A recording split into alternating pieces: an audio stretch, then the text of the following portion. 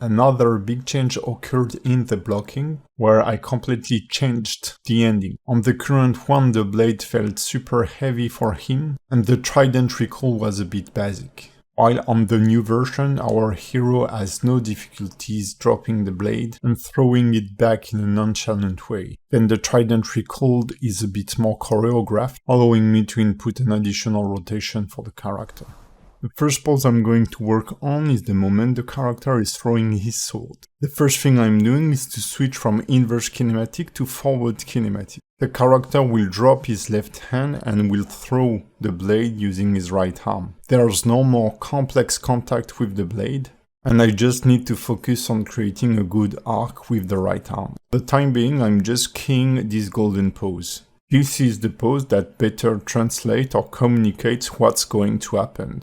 I'm not focusing on the mechanism between the previous pose and this pose, but more on the attitude of the character and the way he will get rid of the sword. I want to show he has supernatural strength, posing him as if he was throwing a can. I also keep the sword on screen so that we can easily track it from the previous pose and understand the idea. I had a clear idea of what I was going to do for the next pose and for the whole ending of the animation. I wanted the character to swing as if he was throwing a hook, catching the spawning trident in the middle, shifting his weight toward the anticipating arm. The arms are already shaped into a nice ellipse, suggesting a rotation motion. I have a clear silhouette and line of action.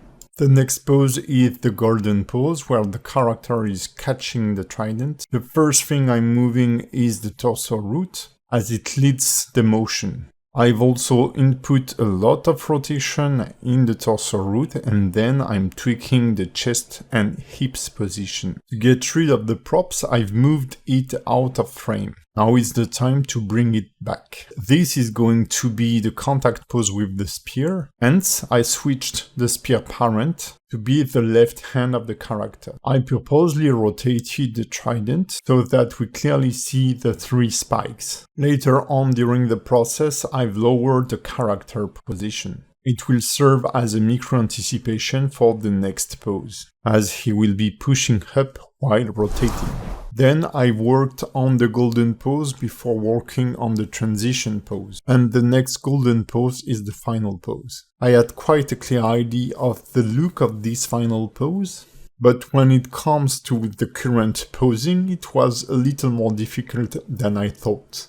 Beyond creating a good pose, I also wanted to communicate the attitude of the character, making him look super badass.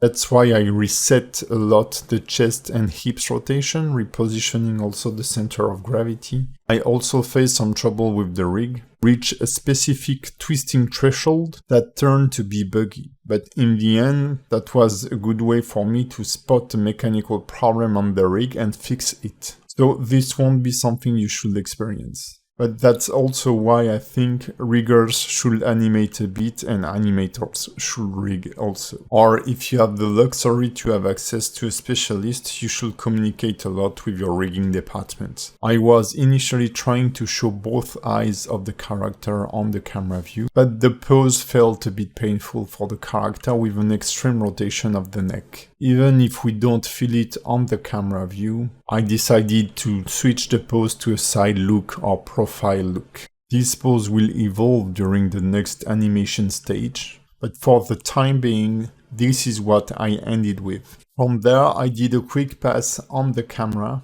so that I got better framing. Since the character is looking to the left or is oriented to the left, I've made sure that the left side of the frame was more opened, and the character is positioned on about a third of the current frame. I was reaching the end of the animation and felt that this move wasn't reading super well, so I've added a couple of in-between or breakdown poses. We can consider this pose as being some kind of passing pose. Character's weight has been transferred previously onto his right leg. Now is the time where the left foot is traveling toward his new contact pose. I've made sure that both eyes of the character were showing. And when I was posing the left arm, I already knew what motion or what motion path would have the tip of the trident. Also note that I give a particular attention to the shoulder. Shoulder posing is super important and is too often overlooked by animators. The very last pose I did for this blocking stage was the anticipation before he plants his trident in the ground. It was easier to start from the final pose, where both feet are in the correct position, and then slightly push his center of gravity to the right as an anticipation to the movement to the left when he will strike the ground. I didn't want him to be facing or watching the camera, as he would rotate his head at the very last moment, having a last glance at the viewer. From there, I did play through the whole animation a few times, double-checked the last move, and fine-tweaked the poses.